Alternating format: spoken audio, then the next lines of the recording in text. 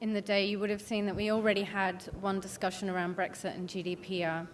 For today's session, we're hoping to drill a little bit deeper, looking at some of the issues GDPR will bring up for the industry. Just so we've got an idea of who's in the audience, who here is from a co-location provider?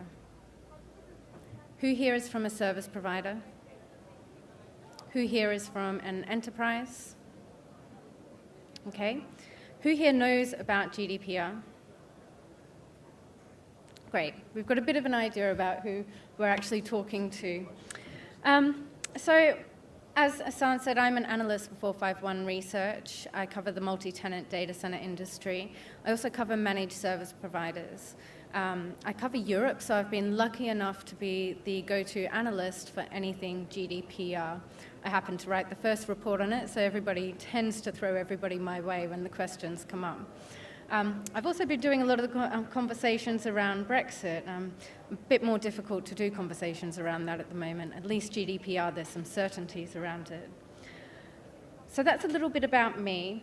I'll let our panelists go maybe left to right. Who's got the microphone? Do you want to pass this around? We'll start here and introduce themselves. Good afternoon. My name is Frank Krieger. I am from Ireland, and I am the Vice President of Governance, Risk, and Compliance. Specifically, I work in the GDPR program and make sure that we are aligned for our customers. And thank you for having me. Welcome. Great, thanks. My name is Mittal Patel. I head up CBRE's EMEA Research platform as part of our wider advisory and transactions data center solutions team.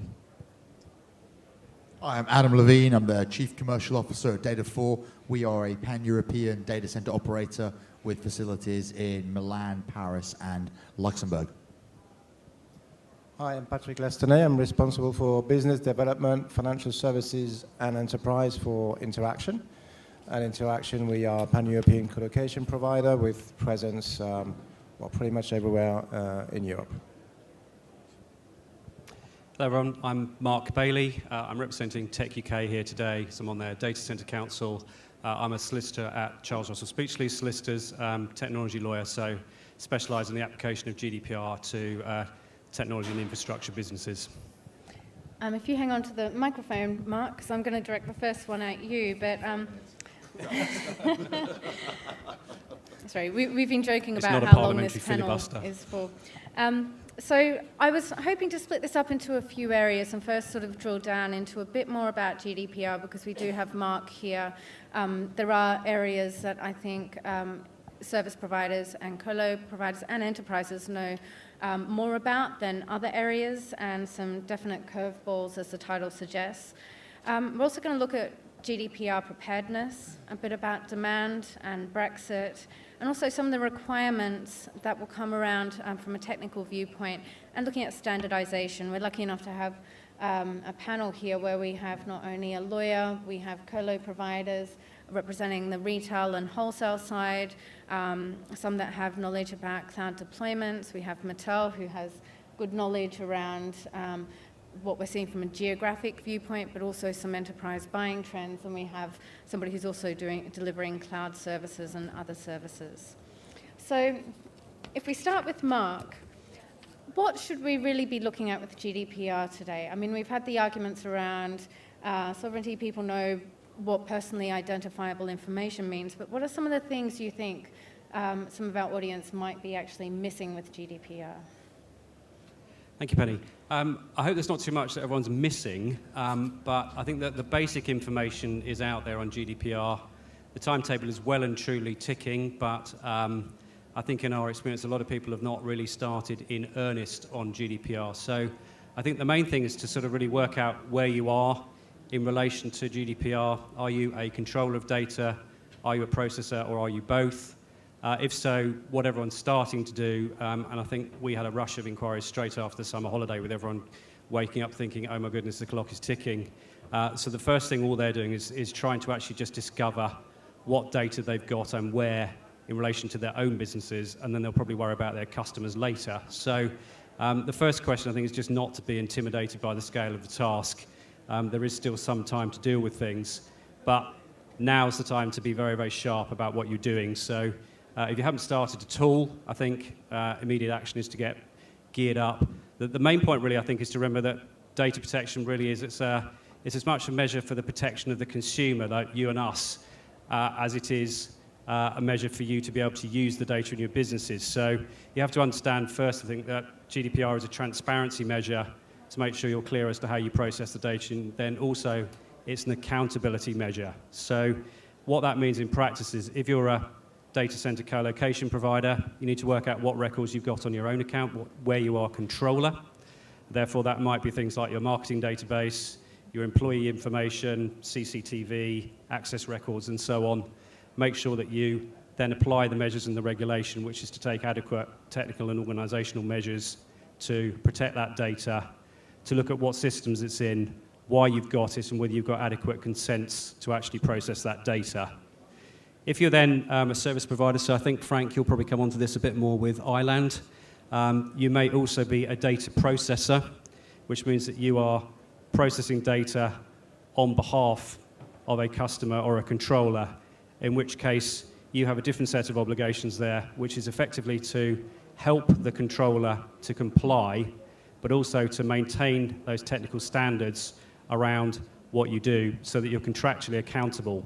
The main thing that you need to be aware of if you are a processor is that under the old laws, which applied in each of the member states, you were not liable directly for the data breaches. The controller was liable, but now there is joint and several liability for controller and processor, and with the significantly increased fines, which can be up to 4% of global turnover, the processor market's got a lot to look at.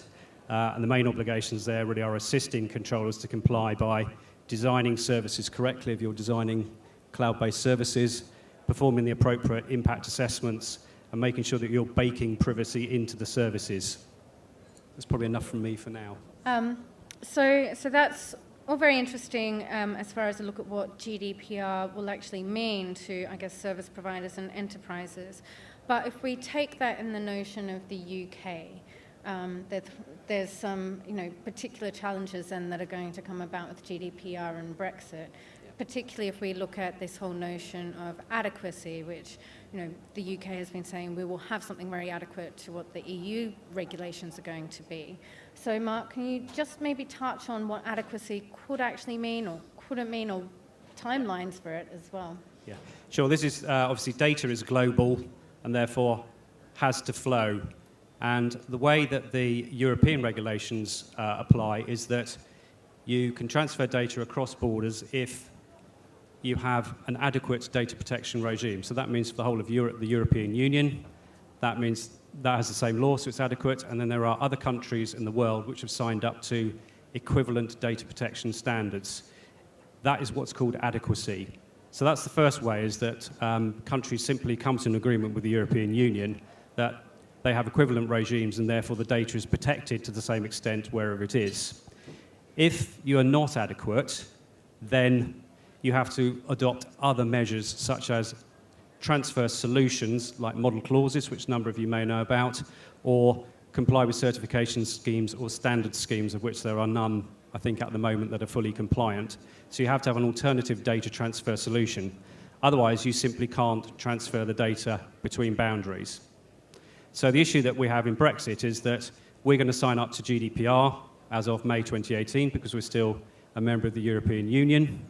But when that cliff edge comes or the managed exit comes and Brexit occurs, at that point we then cease to be an adequate country and we become a third country which needs to have an arrangement in place.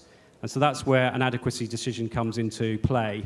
And as the decision is made by the rest of the European Union, that process generally only starts once we leave. So we have a problem in that there may not be a solution in place. What we're trying to do for that as the UK government is to make sure we are adequate by basically adopting the same law, and then we have a data protection bill going through Parliament as well, which fills in the gaps and the derogations for that. So as regards the strict letter of the law, we will be compliant because we effectively have the same law. But adequacy is not just decided on the fact that we have the same law with the same words. Effectively, the regime has to be properly compliant, and we have a concern because of our investigatory powers regulations which give the security forces access to data. And it may be that the European Union determines that that means that we're not adequate because effectively of the snooping powers that may be available. So there's a lot of lobbying going on behind the scenes to make sure we don't have a cliff edge. And there's a 4-page paper from the European Union simply suggesting that if we leave and there's no adequacy decision, all the data will have to be destroyed or not processed. So it's a really serious issue. I'm going to direct the next question at Frank. So that is the EU and UK and where we're looking at GDPR, but GDPR goes around the whole world when you start to look at service providers delivering services into Europe. A lot of the conversations I've had with companies has been that US enterprises haven't really done a lot to get ready for GDPR so far. I'm just wondering what you see, Frank, and what some of the differences in regulations in the US might be compared to the ones here. So this is a tricky question because it's dependent upon the size and maturity of the organization in the US. Most, I would say, organizations at an enterprise level are well prepared and understand GDPR. They have the talent in-house. They've been able to leverage that and progress towards that. What I tend to notice, at least from the US perspective, is mid to small size organizations have mass confusion as to how to implement GDPR, whether or not it applies to them. That's actually the first point. Whether or not this regulation in Europe applies to us as an operator in the US. And there is, at least in the US, not the expertise that we have in the UK or in Europe as to how to actually execute GDPR.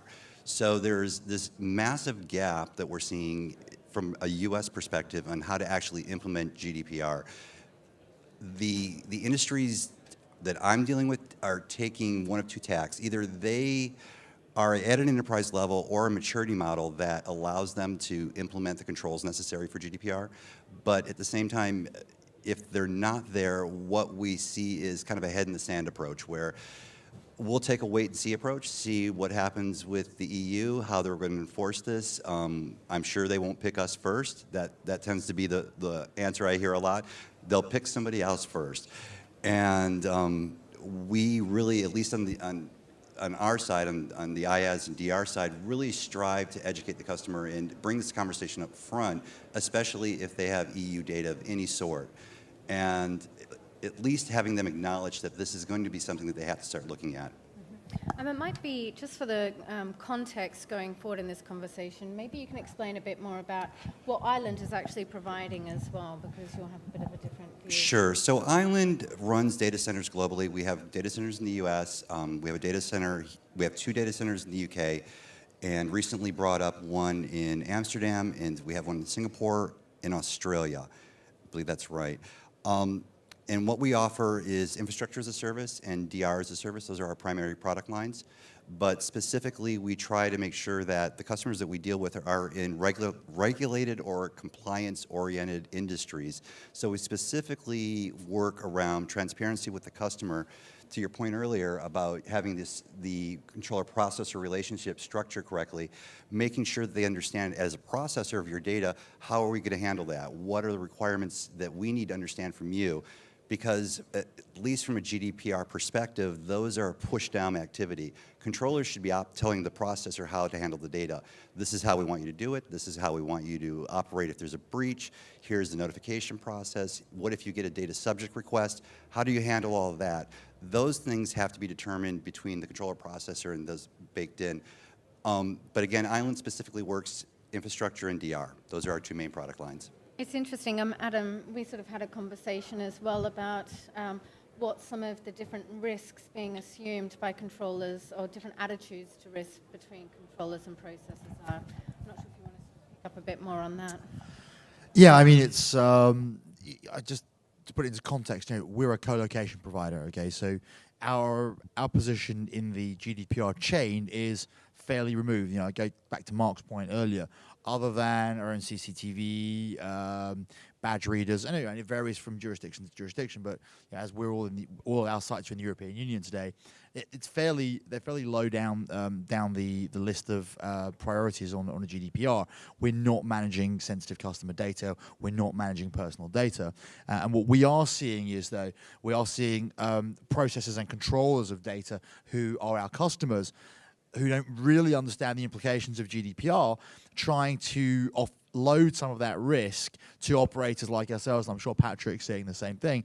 And where the rubber hits the road with that is obviously in the contractual negotiations, right? Because what we're seeing more and more in the terms of the contracts that we're negotiating with our prospective customers and prospects is that they're trying to push up the liability ceilings on things like data control and breaches of data. And so you should put your hand up and you say, well, Mr. Customer, that's lovely and everything, but we don't actually put our hands on any of your data. And you can tell that you sort of see by the look in their eyes that they're not really sure where to push it. Now that's on some of the less sophisticated customers. Some of the more sophisticated ones, such as IBM Bluemix, they have a very strong handle on it. They have an entire compliance department. They have their chief. They have a compliance officer, GDPR compliance officer, and they're managing that because they really do manage the full spectrum. They will have a customer that today they are a processor of that customer's data, but this is where again it gets a bit complicated for someone like an IBM or a number of our systems integrator customers who do kind of run the gamut. They could pick up the phone one day and a customer can say, well, look, we need you to go in and handle some of this data that you've been so far just processing for us.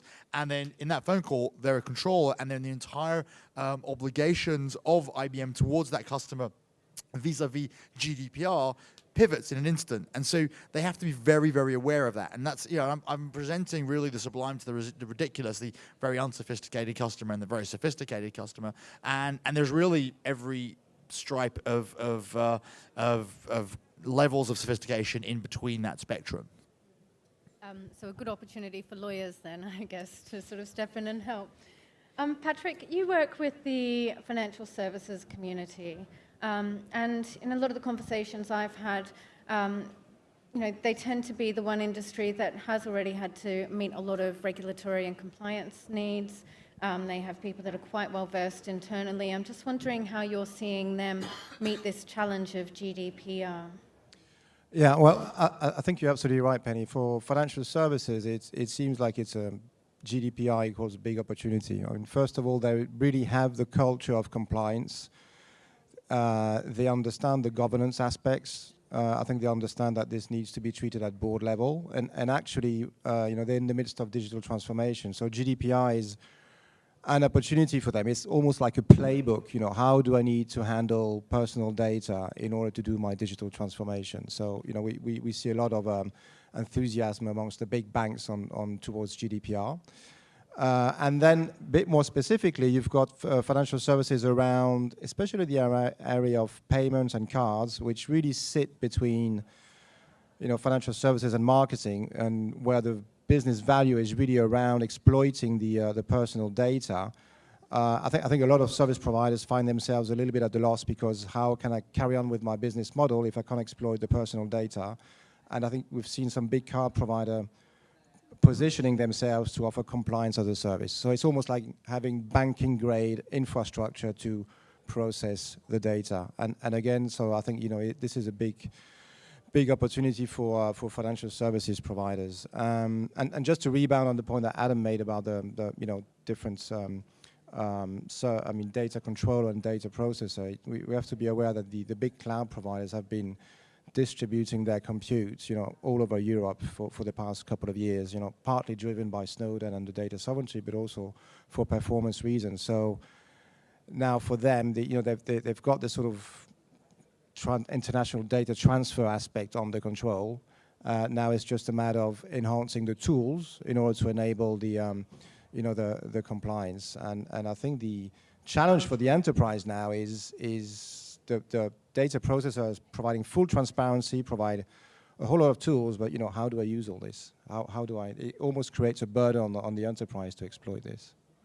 I'd like to come back to the issue of tools in a little bit, but let's kind of explore that issue of sovereignty. It was touched on this morning, but from an interaction perspective, how do you see these financial services or other customers then coming in and adopting services from a locational basis? We've seen them placing nodes in different locations. And then I'm wondering if after that, to get Mattel's view as well. Sure. So as I said, the hyperscale service providers, we've seen clearly a distribution. They're literally in every big metropolitan area in Europe, no question. The recent trends we've seen, I mean, there is definitely some of the bigger US providers who didn't used to have processing centers in Europe. They've also arrived in Europe, and there they've carefully chosen their location. And it's not just, it's almost they assess the data protection authority, their stance to fine. So, you know, you might not want to be Germany, France, or which might be very strict. On the other hand, Dublin might be a bit too lax. So, you know, Amsterdam and other places might be. So that there's a reasoning. It's the decision is very often driven by the chief privacy officer. As far as the you know, the Brexit side, we have seen not massive shifts in choice of location, but there is an element of hedge. So if you've got a location in UK, you need to consider a location in continental Europe. And it also, it becomes quite discrete application by application. I think customers are becoming quite savvy and to identifying which application is relevant for which location, which one goes into which cloud. Mattel, I'd be interested in what you've sort of been seeing as far as sort of trends, if you're seeing anything looking across the various markets from perspective of you know, maybe clients coming to CBRE looking at different locations because of GDPR, or any sort of shifts in maybe even the size of the workloads due to them leveraging different footprints. Yeah, definitely. So I guess just from a market perspective and where we're seeing market trends as a research firm as opposed to somebody who represents clients, first of all, you know, we're still seeing a lot of the take-up and a lot of the growth in the four main markets across Europe. You know, London has had a very strong year on the back of another very strong year last year. And next year, if London is suddenly very quiet, you know, there's going to be a lot of emotion around the fact that that's probably Brexit-driven. But actually, you know, in our view, it's probably more cyclical. If London's had a couple of very big years, it's quite natural that a lot of people that would have hosted in the city will then naturally move on to other centres.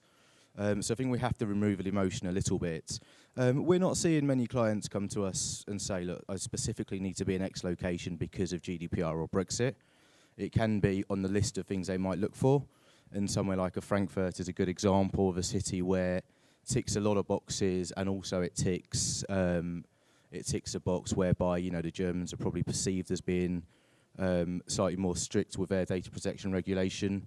And there's no real evidence that they are, but certainly we've had customers say, okay, Frankfurt makes sense because of data protection and GDPR, plus it's obviously a big centre, there's lots of financial services companies. What we haven't had to date is somebody say to us, look, we need to be in this obscure location because of GDPR or Brexit, and that may come. I think what we are seeing a little bit of is people starting to explore cities just for natural reasons, you know, the fact that they may have a big customer base in that city, and once they start to look at that city and really dig into it, the data protection rules of that particular city or that country are quite complicated, and suddenly people are saying, actually, let's just hold on for a minute and engage a longer process to make sure that we're firstly completely compliant. And that can be good because they may want to move into that country, but it can also be something on the flip side. And they might say, actually, this country's a bit too complicated for us in terms of its legislation, so let's just de-risk and move somewhere else. I guess everything that you know, our end user clients want to do is to de-risk the process as much as possible. And with the murkiness around kind of GDPR and sovereignty, we're not seeing impulse decisions based on those terms. We're seeing really thought out long-term strategies that aren't too deviant from what they would have been anyway, but they may be slightly accelerated. I guess when I've been talking to the industry, a lot of what I've heard has been that enterprises in particular tend to be, or have been a little bit slow and how they've looked at GDPR and adopted it, how they've appointed DPOs if they're not in that financial services space or somewhere else where they've got legal teams pressing them to do so. I'm just wondering, I'd like sort of Frank and Mark to both comment on this, but Frank, I'm wondering what you see enterprises doing today, or how advanced do you see, what kind of moves, where sort of, you have to identify what your data is, where it's located, and then you have to take steps to put it into order as well. There's a whole range of processes for enterprises. Where are they today? Industry was a great example. Financials, the financial industry is pretty mature. They have a good track record with managing data. They have a lot of controls in place. Our customers that are in that space tend to tell us what they want, which has been very good. Other industries that are not that regulated or that watched are seeking out more guidance, and what we see is generally, at least a good example is from the US side, the role of Chief Information Security Officer will be usually the first approach that we see, where we'll get queries as to, hey, what is GDPR? What are you guys doing with it? Is there any information you can give us? Is there anybody we can talk to help us get us through this process? And it's tending to, again, to be very specific to types of industries.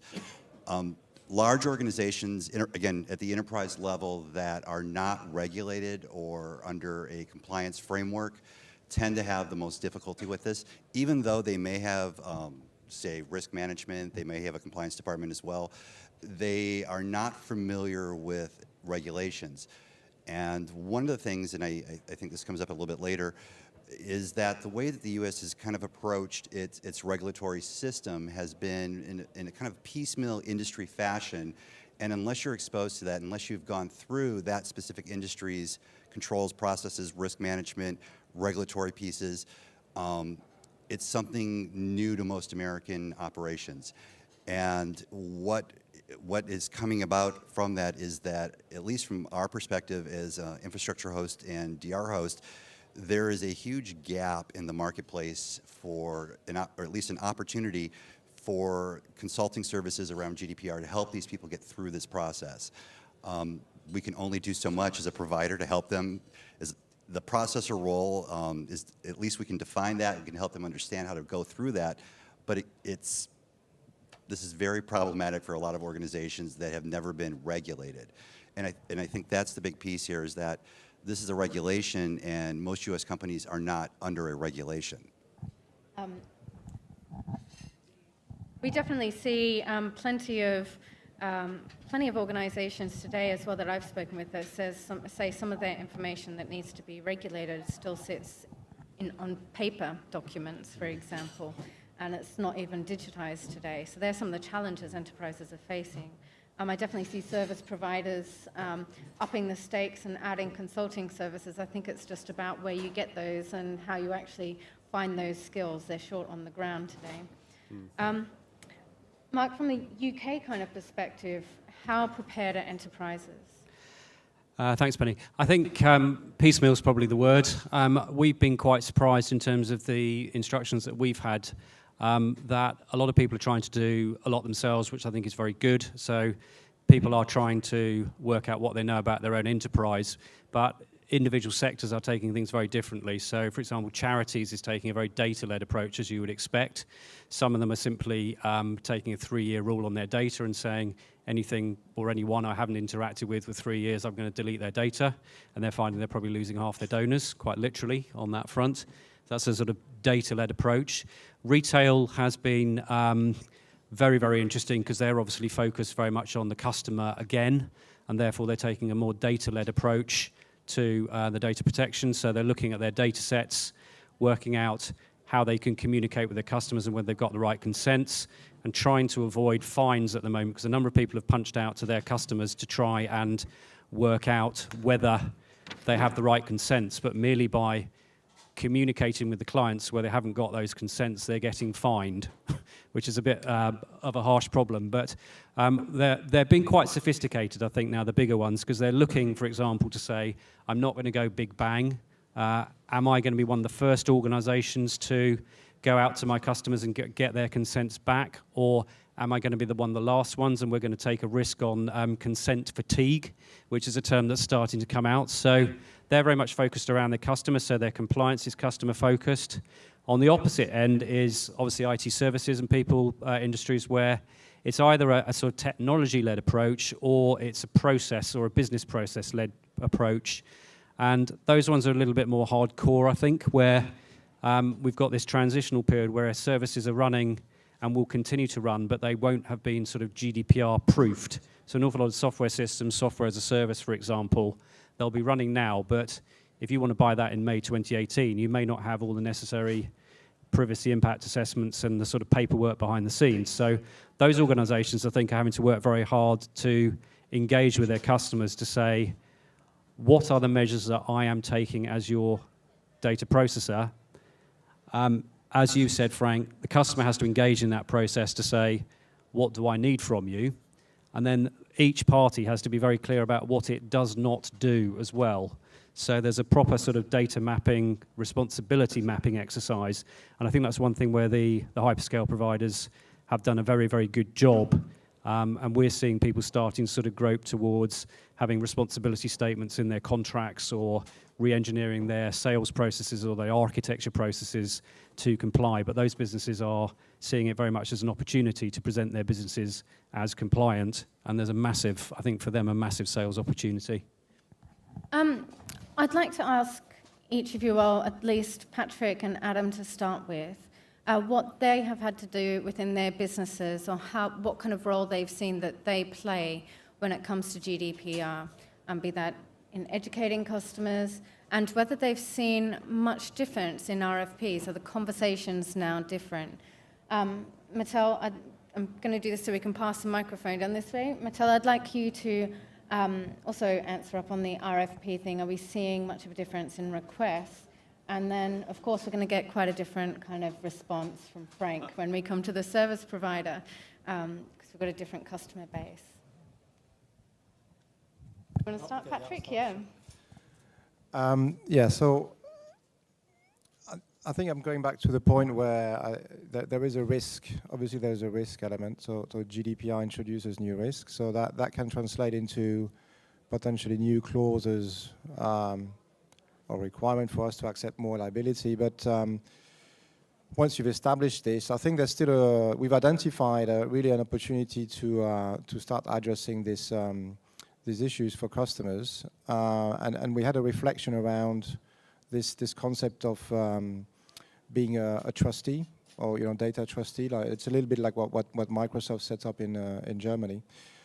And anyway, we sort of stumbled across a particular use case in financial services where we saw a lot of payment providers adopt AWS, or any cloud providers for that matter, full stack, and just requiring couple of particular servers to protect the encryption keys in colocation. And then we realized that actually a lot of business value in terms of protecting the data if you can offer custody of these encryption keys.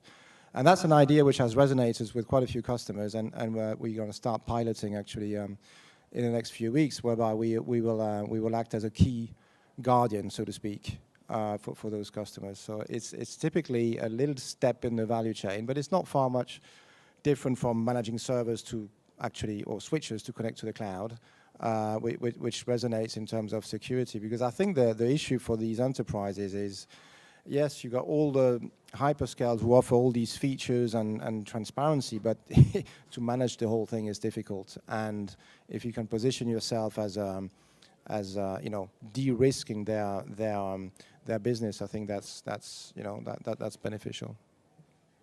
Adam, you've worked with IBM. Bluemix is one of your customers, so I'm just wondering how the conversation sort of changed with some of these cloud providers with GDPR, and what.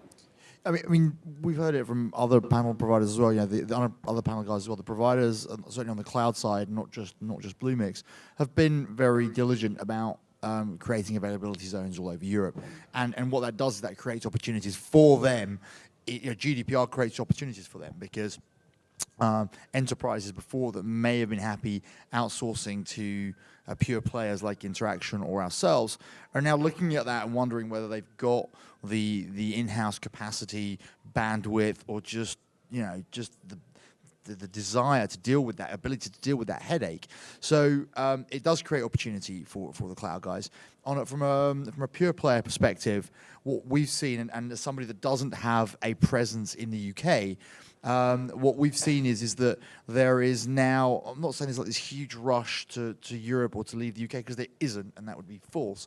What there is there is a willingness to explore, maybe accelerating a project to put a data center in Frankfurt or in Paris that was, maybe penciled in for 2 or 3 years down the line. And, well, you know what, with GDPR coming in 12 months and then Brexit 12 months after that, it can't be a bad thing to have our second data center, maybe bring it forward, and that way we're covered.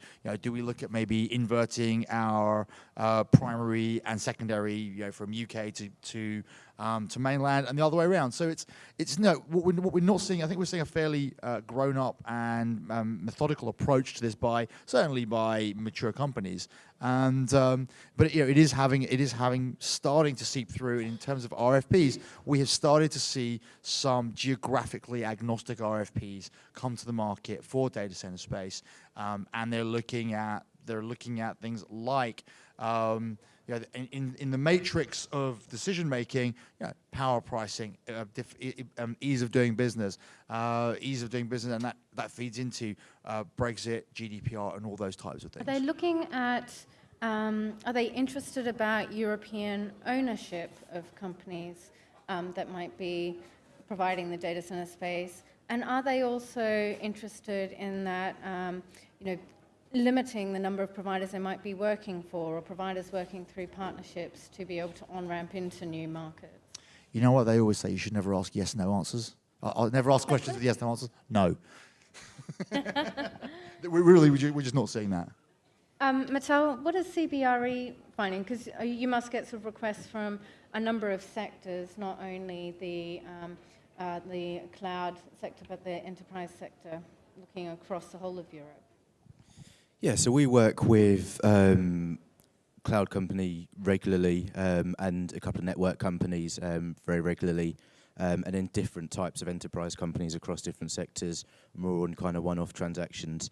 And again, at RFP level, we've not seen a knee-jerk reaction to Brexit and GDPR where someone's come in, certainly a regular client has come in and said, look, this has got to be torn up and we need a whole new clauses. Certainly at the first high level, when lawyers get into a room and discuss the real kind of finite decisions, alluding to what the guy said earlier, who's responsible for what. Of course, those decisions are due to take place, but we're seeing decision making just much wider and just on a much more rounded basis. And GDPR becomes part of that decision, but we haven't had a case where someone's walked away from the deal or not been able to transact with an operator because of GDPR. Look, in mature markets where you have kind of mature companies that have done it for a long time, operators are sophisticated enough, and our clients, we'd hope are sophisticated enough to not let that be an issue. People generally have their house in order, and I think that's the case. We're just not seeing anything knee-jerk. It comes up as part of the overall conversation.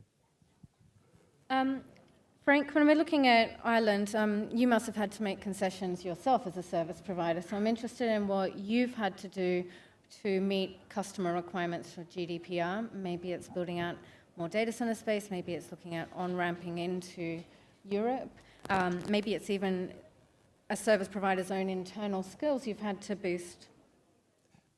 The largest components that I've seen coming through, especially on the RFP side, where customers are coming in and they're starting to evaluate services and look through, is they want to know where the data is going to reside.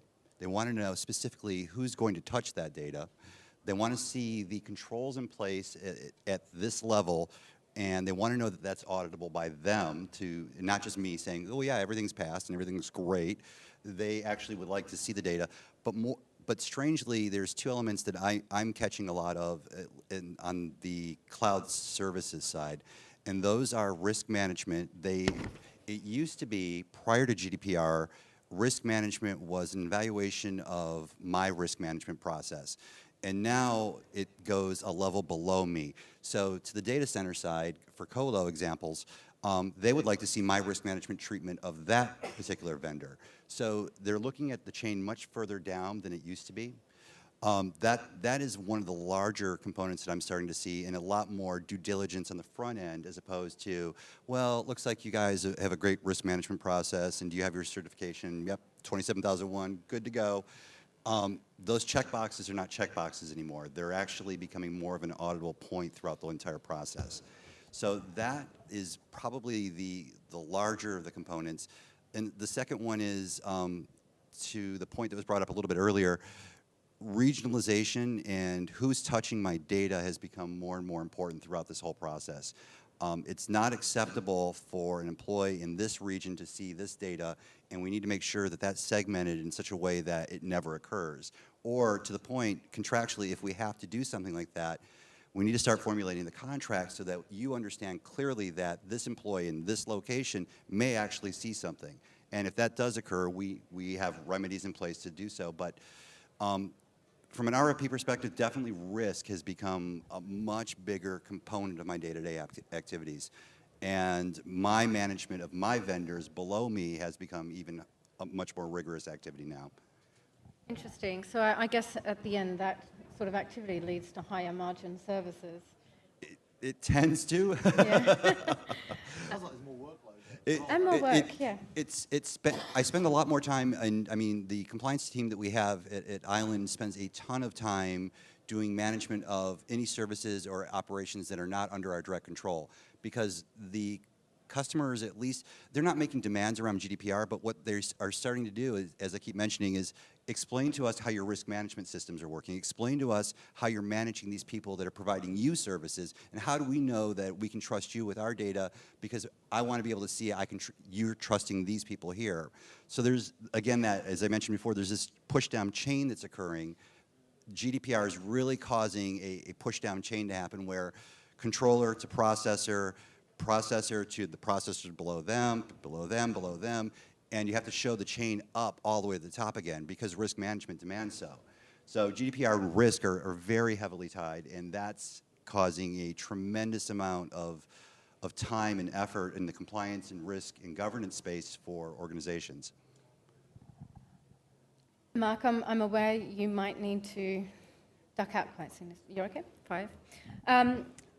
So, I mean, that leads me, I was going to bring up requirements and standardization sort of last in the piece, but it's probably something, Mark, you'll have a view on as well.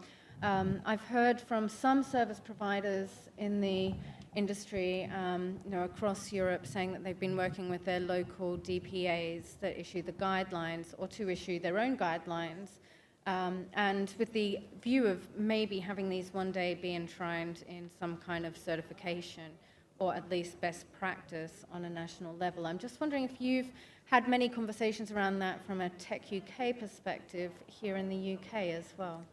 Yeah, we've seen some activity which has been quite encouraging then, particularly in the cloud world and the infrastructure as a service world, because I think when the regulation came out, certainly the powers that be in Brussels were very clear to say we have this thing called cloud, and they treated all cloud as the same thing.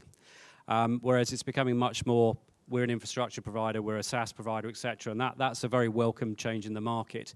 And what the regulation does really well is to say that you can have compliance either by contract or by certification schemes or compliance schemes, and there are a number of those starting to emerge, many of which are backed by some of the larger players. So there has been a code called CSIG floating around for a while, which I think is temporarily halted. There's another 2, one of which is called CISPI, which is a cloud service provider initiative, and this is where the industry is getting together to provide the information for those standards and certifications. That will then support ISO certifications or auditing standards like SOC 2 or whatever it is, or some of the US Sarbanes-Oxley type requirements. So the issue I think we're seeing at the moment is people who have got overlapping standards. It's not going to be a question in the end that there aren't enough standards, but it's making sure that the providers can provide a service where they're clear what they're providing, and that matches onto the standards, rather than all the large enterprises saying, we want a vanilla service but with cookies and cream in it, or we want cookie dough in our theory, our type of service, because that's where the whole thing's going to break down, is that the enterprises are all trying to buy enhanced services for the basic price. Is it a bit early, though, for standardization of those certifications? When we look at GDPR, my understanding is a lot of this won't be explained properly, at least what the interpretation of GDPR is, until some cases start to go before the European Courts of Justice.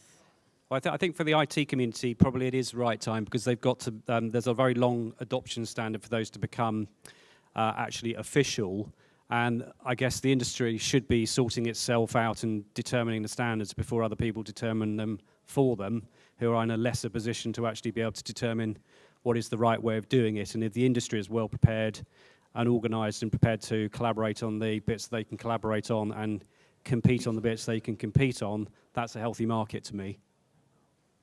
If I can just pitch into that, I agree with what you're saying, Mark, but the thing I would say as well is that you know as well as I do that most of this is going to be dealt with by precedent, and we're not going to see that until the first cases start coming in the middle of next year. And I think this goes back to your earlier point about saying, well, they're not going to come after me first, right? And they're going to kind of wait until it happens. We've been sitting here and talking about this in the abstract now for a solid 45 minutes, and I think it's always good to bring it back to something tangible, because if I was sat out there, I want to be hearing examples, and the one I've been using myself for the last couple of times I've talked about this is Equifax, because it has all the perfect components of a train wreck, and you can apply all of those to GDPR, and you can see how that would be dealt with under GDPR, right? So you've got a company that is a data controller that controls a lot of sensitive data, personal data for millions and millions of customers. There's a breach for 143 million of the data of 143 million customers. Okay, so the first thing is that to note is that some of those customers are European. Okay, so that comes under the GDPR. First thing right there and then. It's an American company, but they have a European customer, so it falls under GDPR. That's the first thing to note.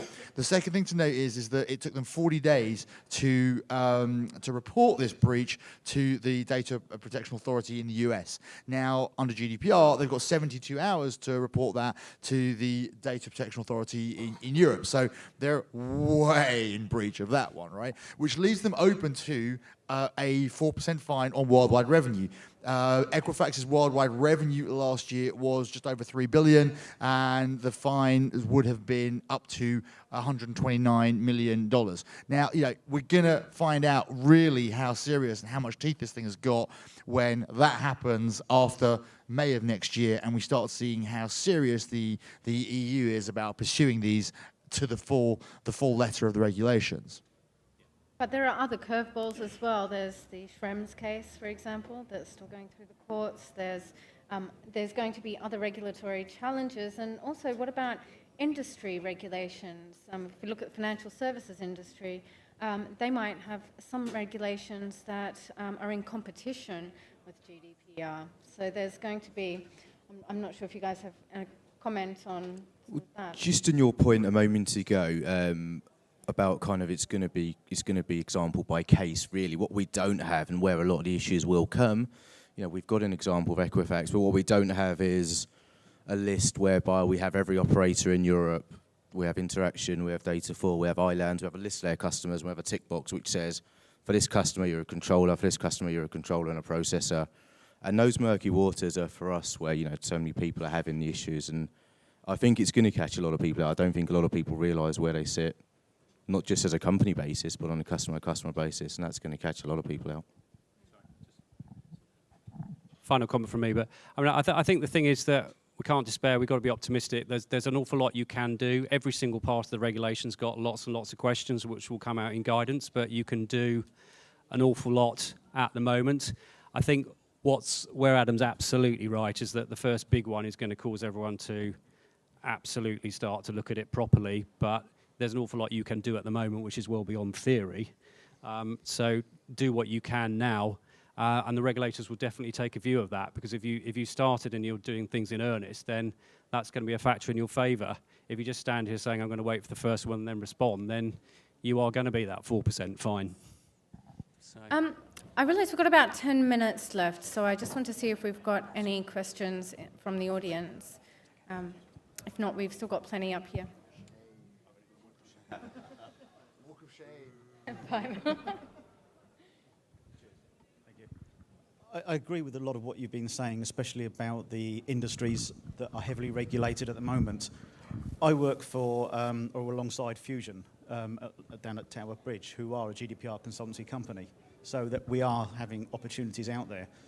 But what we're finding is, although the big boys who are heavily regulated do have a lot of this in hand, there are a lot of people out there, as you were saying, are burying their head in the sands. They're saying they won't come after us because of they're going to look for the big guys to go for. The issue I see is the main targets in this country especially are local government. Local government keeps hold of a vast majority of sensitive information, and they're not heavily regulated to the extent that you would think.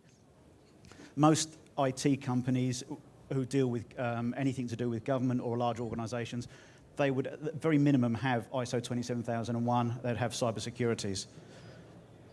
Local government don't have to comply with any of that, so they're not used to having to deal with fines for not complying or any types of certification. Yes, they'll have an Ofsted report, yes, they'll have the Quality Care Commission come in and different pieces like that. So how do you get the message across to companies like that they are in scope and they are highly visible?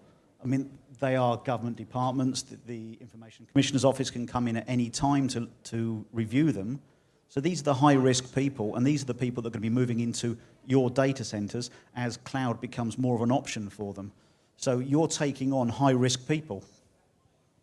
So this is one I guess a number of you might be able to answer as far as having government customers. I know that most providers I speak to today are starting with educational campaigns. I speak with a number of service providers that are building tools, but maybe these guys can let you know what they're doing as well.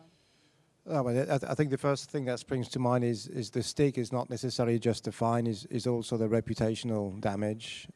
So, somehow that translates to the politicians as well, or, government authorities. And the next remark is we might see a positive effect of cloud adoption, because obviously if those institutes were to migrate to the clouds, where all of the tools where the security in effect is probably a lot higher than what they had on their own system. So I think that could be a positive effect. And it might be that we get into we used to be in the mindset of, well, should we have health data shared with Google, or there used to be this paranoia, but maybe the point you're making here, there's a more basic level where we can avoid, the really silly data breaches that might occur if you don't upgrade your systems and start taking advantage of cloud providers. Adam, is it the same in France? I mean, how quickly are French government agencies actually using third parties? They're not very. There is a government CIO. They really don't. And I mean, it's actually a really good point that you make, and it really sort of started me thinking. And you think about all the stories that you've heard about, CDs with millions of names and addresses being left on trains by civil servants and things like that.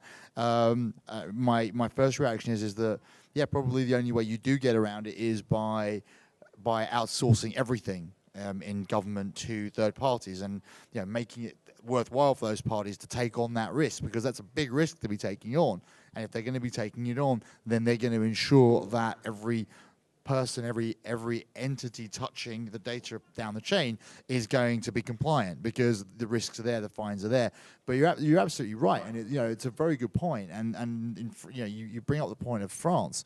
I mean, what are you going to do if the French government has a massive data breach and leaks millions of personal details? What are you going to do? I mean, in theory, the EU could find the French government. Well, the people could appeal to the European Court of Justice to issue the fine, I'd imagine. Because even if you go and you make somebody else responsible for it, the local government is still going to be the controller, and they're still going to be responsible for dictating how that processor looks after it as a third party looking after their work. So I think the issue I have is the advertising of GDPR has gone out, and all the high-level players are aware of it. What they're doing with it, most of them are complying if they're heavily regulated. A lot of them have got internal risk and audit capabilities, so they're taking that on. A lot of people outside of that, and I come back to local government, don't have that facility. They don't have that breadth of knowledge or that budget. So they are the people going to be, A, they're more at risk because of what they handle, and B, they haven't got the facility to look after that. So how do you get that message out there to tell them what to do? I don't know. I honestly don't know. But what I would say is that where I think there is a line here in this is that it's the difference between commercial and non-commercial use of data, right? Is that what we're talking about here up until now has really been commercial uses of data. You know, that data is being collected either by you being a customer, a consumer, by being engaged in a process, by buying a product, by your data being the product, and it's making sure that data is managed. Whereas government data, you know, the argument I would suggest that they would make is that it's gathered in a different way and it's gathered for different purposes. Now, a leak has the same effect in either way. I totally agree, but I guess that's just, and I think there's not enough time or to even go into it here. Sorry, Yeah, no, I completely agree with Adam in that. That's a really excellent point. Tech UK, who Mark was representing, do a hell of a lot of good work in terms of helping government understand the sector, and with GDPR obviously on the horizon, are lobbying government certainly in the right way. And I guess, and I don't know the answer to this, but I guess just one further, you know, does that responsibility then lie with each local government, or does that lie centrally?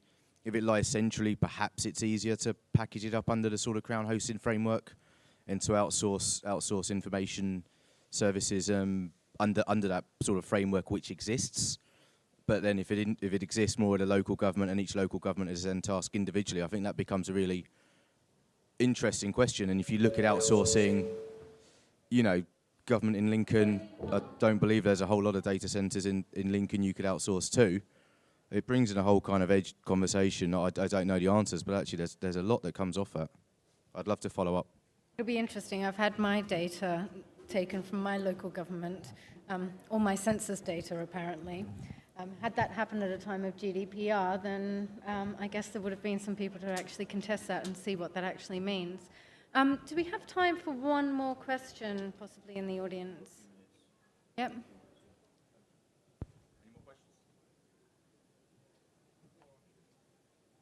questions? Hi, Paul Whiston from Whiston Solutions. So we represent various end users and clients.